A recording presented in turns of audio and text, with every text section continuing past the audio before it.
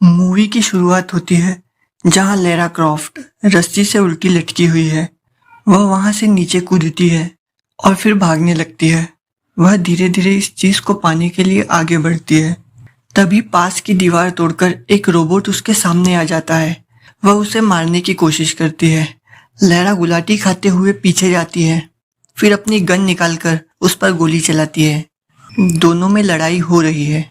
फिर लैरा दीवार के पीछे छुप जाती है तो रोबोट दीवार के पीछे से दीवार तोड़कर उस पर हमला करता है। फिर वह लड़ाई करते हुए अपनी गन से उस पर दीवार गिरा देती है। फिर वह उस चीज की ओर धीरे धीरे आगे बढ़ती है। तभी रोबोट फिर से उठ खड़ा होता है और फिर दोनों में लड़ाई होने लगती है। लैरा फिर गन निकालती है। रोबोट अपना कटर निकालता है और दोनों एक दूसरे की ओर भागने लगते हैं। रोबोट लैरा को कटर से काटने की कोशिश करता है, लेकिन किसी तरह लैरा उसके ऊपर जाकर उसे मार मार कर उसके तार खींचकर उसे बंद कर देती है। फिर वह उस चीज तक पहुंच जाती है और तभी वह रोबोट उसके पीछे फिर से खड़ा हो जाता है। फिर लैरा पीछे मुड़कर कहती है, रुक जाओ, तो रोबोट रुक जाता है। फिर लैरा उसके कंप्यूटर से किल लैरा क्रॉफ्ट की चिप निकालकर लैरास पार्टी टाइम की चिप लगा देती है और फिर रोबोट में गाने बजने लगते हैं। फिर लैरा उसे घसीटते हुए पास के कमरे में ले जाती है जहां उसका दोस्त ब्राइस उस रोबोट को ऑपरेट कर रहा होता है। और तब हमें पता चलता है कि वे सिर्फ रोबोट की जांच कर रहे हैं कि रोबोट कितना ताकतवर है। फिर लैरा घर चली जाती है और नहा लेती है। फिर मूवी पहुंच जाती है इटली के विनेसा शहर में, जहां कॉन्फ्रेंस हॉल में एक मीटिंग चल रही है। जिस मीटिंग के मेंबर्स इस बात पर चर्चा कर रहे हैं कि ग्रहों के संगठन का आज पहला दिन है और अभी तक वह कीमती चाबी हमारे हाथ नहीं लगी। फिर मीटिंग का हेड मैनफ्रेड से पूछता है कि आपका इस बारे में क्या कहना है। तो मैनफ्रेड कहता है कि हमें चाबी जरूर मिल जाएगी। फिर मीटिंग का हेड कहता है कि हमारे पास सिर्फ एक हफ्ता है। इस एक हफ्ते में हमें चाबी को ढूंढना ही होगा, वरना फिर 5000 सालों बाद ऐसा मौका आएगा, क्योंकि इस तरह ग्रह एक ही लाइन में 5000 सालों में एक बार आते हैं। फिर मैनफ्रेड कहता है कि हाँ बिल्कुल, हम एक हफ्ते में उस चाबी को ढूंढ लेंगे। और फिर मैनफ्रेड चला जाता है। वहां लैरा अपने पिता की पुण्यतिथि पर शोक प्रकट करने पहुंच जाती है। इसके बाद फिर वह घर चली जाती है। शाम को लैरा टेलीस्कोप से आसमान में देख रही होती है और अपने असिस्टेंट हिलैरी से कहती है कि आज ग्रहों के संगठित होने का पहला दिन है। धीरे धीरे सारे ग्रह एक कतार में संगठित हो जाएंगे और फिर सूर्य ग्रहण होगा। ऐसा 5000 सालों में सिर्फ एक बार होता है, जो कि आज से एक हफ्ते बाद है। इसके बाद फिर रात को वह सो जाती है और सोते हुए वह सपने में देखती है कि उसके पिता उससे इन ग्रहों के संगठित होने के बारे में सब बता रहे हैं। फिर वह देखती है कि एक लकड़ी के बॉक्स से तेज रोशनी बाहर आ रही है और उसके साथ ही रहस्यमय आवाज भी आ रही है। फिर उसकी नींद खुल जाती है। नींद खुलने के बाद उसे टिक टिक की आवाज सुनाई देती है। वह उस आवाज का पीछा करते करते एक दीवार के पास पहुंचती है जिसके पीछे से उसे आवाज आ रही है। और फिर वह उस लकड़ी की दीवार को तोड़ती है तो उसे अंदर एक खुफिया कमरा नजर आता है। फिर वह अंदर जाती है। वहां वह उसी बॉक्स को देखती है जिसे उसने सपने में देखा था और आवाज भी उसी में से आ रही है। फिर वह उस बॉक्स को खोलती है तो उसमें से उसे एक पुरानी सी घड़ी मिलती है। वह उसे लेकर ब्राइस के पास चली जाती है और उसे जगाकर अपने साथ लैब में ले जाती है। फिर ब्राइस से कहती है कि इस घड़ी में कुछ तो बात है। यह कल रात से शुरू हुई है, जब ग्रहों के संगठित होने का पहला चरण था। इसका ग्रहों से कुछ तो कनेक्शन है, हमें इसकी जांच करनी चाहिए। फिर वह उस घड़ी के अंदर कैमरा डालकर उसके अंदर देखता है। लैरा को उसमें कुछ दिखाई देता है, लेकिन तभी ब्राइस से कैमरा छूट जाता है। फिर वह धीरे धीरे घड़ी के स्क्रू निकालता है। इतने में लैरा हथौड़े से उस घड़ी को तोड़ देती है और फिर उसके अंदर से एक चीज निकलती है जिसे देखकर सब हैरान हो जाते हैं। वो एक छोटी घड़ी जैसी लगती है जिसमें एक आंख भी होती है। फिर लैरा एक नीलामी की जगह पर पहुंचती है और उसके पिता के दोस्त विल्सन से मिलती है। वहां उससे एलेक्स भी मिलता है, जो कि उसका बॉयफ्रेंड था, लेकिन अभी दोनों अलग रहते हैं। कुछ देर बातें करने के बाद लैरा वहाँ से चली जाती है और विल्सन के पास पहुँचती है उस घड़ी के बारे में जानने के लिए, और उसे विल्सन को दिखाती है। लेकिन विल्सन को उस घड़ी के बारे में कुछ पता नहीं होता। फिर लैरा वहाँ से चली जाती है। फिर विल्सन लैरा को कॉल करता है और एक इंसान का नाम और नंबर देता है और कहता है कि उस घड़ी के रहस्य को जानने में यह तुम्हारी मदद कर सकता है, और फिर फ़ोन रख देता है। फिर लैरा उस आदमी से मिलने पहुंचती है। वहाँ से पिम्स उसे अंदर ले जाता है। फिर लैरा और उस आदमी की मुलाकात होती है।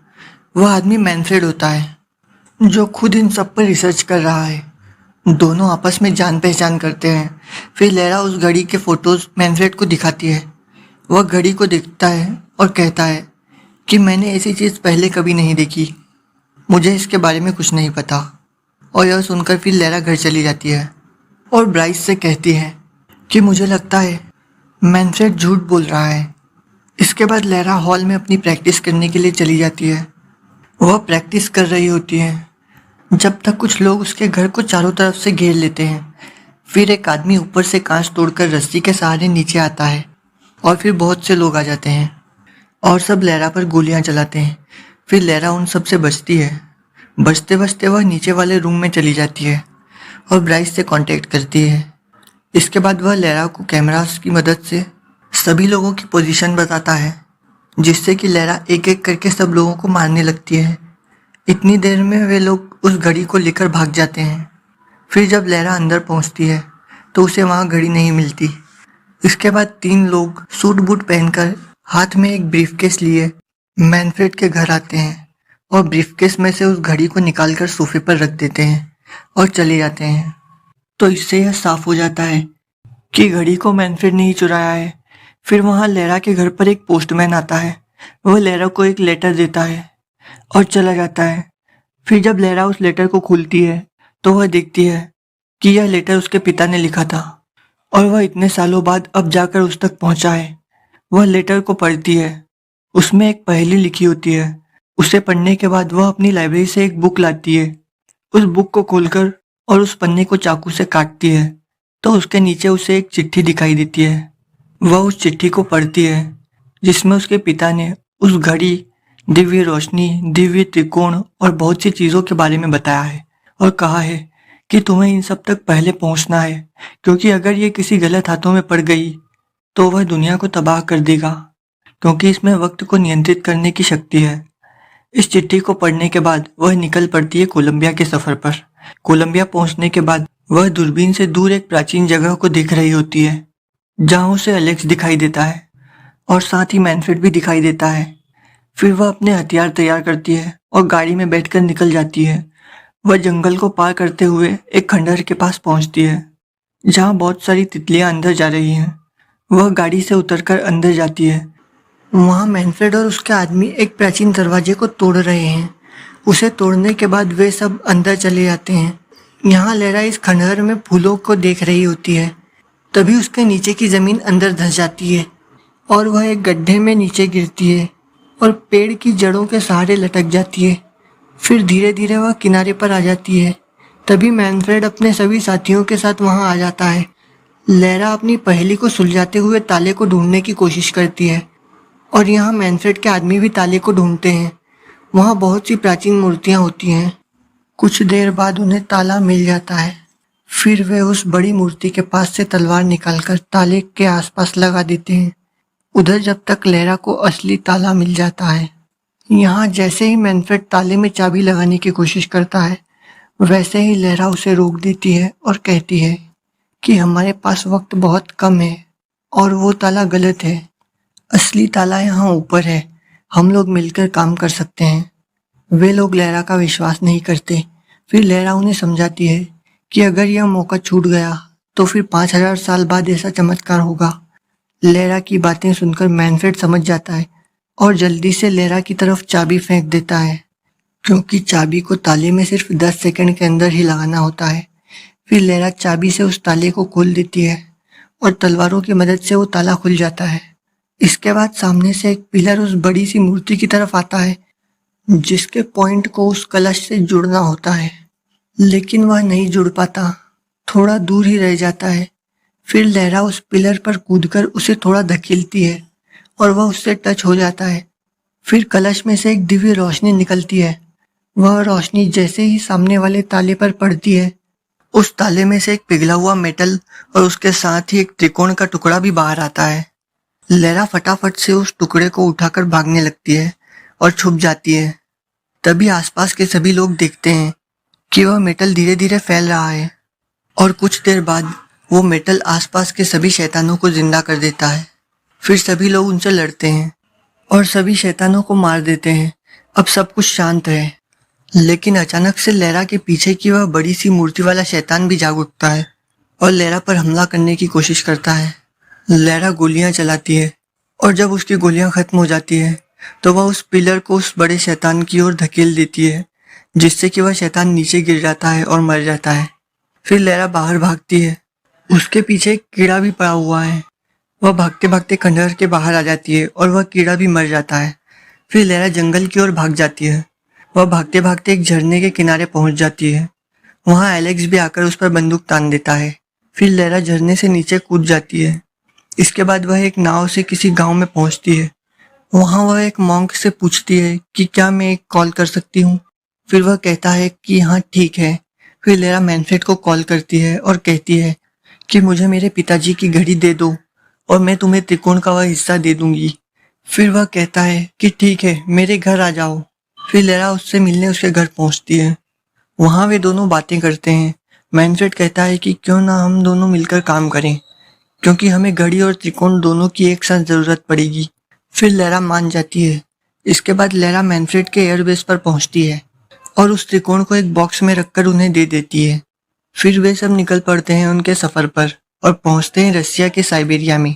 फिर वे वहां के लोगों को पैसे देकर वहां से सभी कुत्तों को अपने साथ ले लेते हैं। फिर वहां मैनफ्रेड की गाड़ियां आती है। फिर वे उन गाड़ियों में बैठकर बर्फ के रास्ते चल देते हैं। फिर वे बीच रास्ते में गाड़ी रोक देते हैं, क्योंकि यहाँ से गाड़ियां आगे नहीं जा सकती।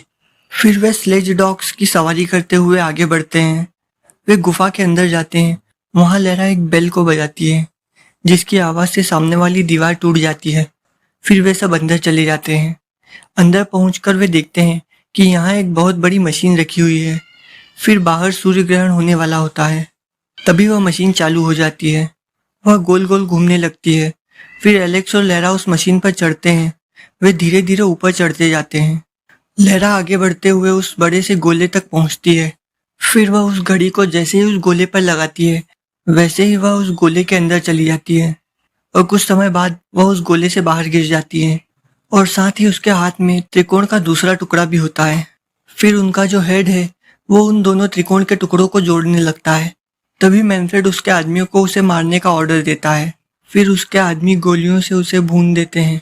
फिर मैनफ्रेड उन दोनों टुकड़ों को लेकर जोड़ने लगता है, लेकिन वे दोनों नहीं जुड़ते। फिर वह लैरा से कहता है कि इन्हें जोड़ो, तुम्हें पता है कि इन्हें कैसे जोड़ना है। लैरा मना करती है। फिर मैनफ्रेड एलेक्स को चाकू मार देता है और एलेक्स पानी में गिर जाता है। फिर लैरा उसके पीछे उसे बचाने के लिए पानी में जाती है, लेकिन वह मर चुका होता है। फिर लैरा पानी से बाहर आती है और उसके आदमी से लेजर लाइट मांगती है। फिर वह उस लेजर लाइट से दिव्य रोशनी को पैदा करती है और उस रोशनी में अपनी घड़ी को फेंक देती है। रोशनी के संपर्क में आने पर घड़ी के सभी टुकड़े अलग अलग हो जाते हैं। फिर वह उन टुकड़ों में से एक आंख को लेती है और उसे उन दोनों त्रिकोण के बीच में फेंक देती है। तभी तेज रोशनी उत्पन्न होती है, जिससे लैरा और मैनफ्रेड अचानक एक पिरामिड पर पहुंच जाते हैं और ऊपर की ओर उस त्रिकोण को लेने के लिए भागते हैं। लेकिन लैरा पहले त्रिकोण को पकड़ लेती है, जिससे मैनफ्रेड पिरामिड से नीचे गिर जाता है और लैरा अचानक से पहुंच जाती है अपने पिता के पास। फिर वे दोनों बातें करते हैं और लैरा कहती है कि क्या आप इस दिव्य रोशनी के इस्तेमाल से वापस नहीं आ सकते। तो उसके पिता कहते हैं कि नहीं, हम समय में छेड़छाड़ नहीं कर सकते। फिर वे दोनों हाथ मिलाते हैं और लैरा फिर से उस गुफा में पहुंच जाती है। फिर सब कुछ रिवर्स में चलने लगता है। लैरा एलेक्स पर फेंके गए चाकू को मैनफ्रेड की ओर मोड़ देती है।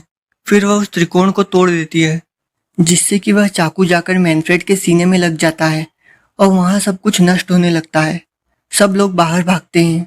तभी मैनफ्रेड लैरा से कहता है कि तुम्हारे पिता को मैंने ही मारा था और तुम्हारी माँ के फोटो वाला यह लॉकेट भी मेरे पास है। फिर लैरा उसके पास आती है और दोनों में लड़ाई होने लगती है। साथ ही आसपास सब कुछ नष्ट हो रहा होता है और वे दोनों लड़ाई कर रहे होते हैं। फिर लेरा उसे मार देती है। आसपास की दीवारें टूटने लगती हैं और बहुत तबाही हो रही होती है। फिर लेरा भागती है और कुत्तों के साथ स्नो स्केटिंग करते हुए गुफा से बाहर निकल जाती है। फिर वह अपने पिता की कब्र पर जाकर प्रणाम करती है। इसके बाद वह घर पहुंचती है। घर में ब्राइस और हिलरी दोनों उसके लिए एक गिफ्ट लेकर खड़े होते हैं। ब्राइस लेरा को साइड में एक रोबोट दिखाता है और हिलरी थाली से कपड़ा हटाता है तो उसमें 2 बंदूकें होती हैं। फिर लेरा दोनों बंदूकें उठाती है और इस पोज के साथ मूवी खत्म हो जाती है। तो दोस्तों, अगर मूवी अच्छी लगी हो तो वीडियो को लाइक करें और चैनल को सब्सक्राइब जरूर करें।